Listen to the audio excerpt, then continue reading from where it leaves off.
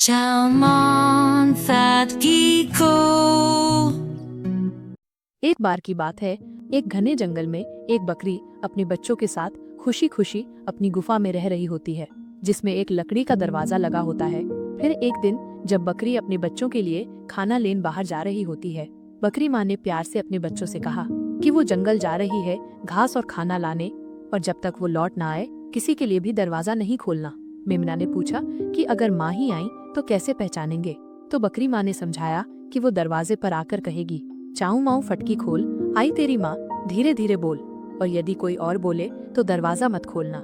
माँ के जाते ही झाड़ियों में छुपा सियार सब सुन लेता है और चालाकी से दरवाजे पर आकर वही शब्द नकली आवाज में दोहराता है, चाऊ माऊ फटकी खोल, आई तेरी माँ, धीरे धीरे बोल।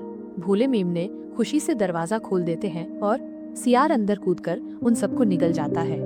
थोड़ी देर बाद बकरी माँ लौटती है और दरवाजे पर वही पुकार लगाती है, चाऊ माऊ फटकी खोल, आई तेरी माँ, धीरे धीरे बोल।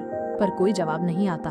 घबराकर वो दरवाजा तोड़कर भीतर जाती है तो घर सुनसान मिलता है। सियार के पंजों के निशान दिखाई देते हैं। बकरी माँ दर्द से चिल्लाती है, नहीं मेरे बच्चे, और फिर गुस्से से कहती है, अब तेरा अंत तय है सियार। वो तुरंत जंगल में बढ़ई बंदर के पास जाकर कहती है, भाई बंदर, मेरी मदद करो, मुझे अपने सींग बहुत तीखे करवाने हैं।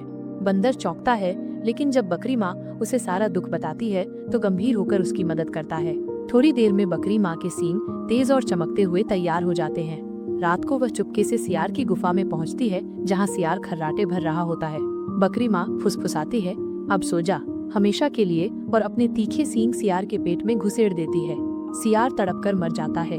बकरी माँ उसका पेट फाड़ती है और अंदर से उसके बच्चे जिंदा लेकिन डरे हुए बाहर आते हैं। बकरी माँ अपने बच्चों को सीने से लगाते हुए कहती है, बच्चों, मैं आ गई, चलो घर चलते हैं। कहानी से यही शिक्षा मिलती है कि एक माँ अपने बच्चों के लिए क्या नहीं कर सकती। धोखे का जवाब सिर्फ आंसू से नहीं, कभी कभी सींगों से भी दिया जाता है।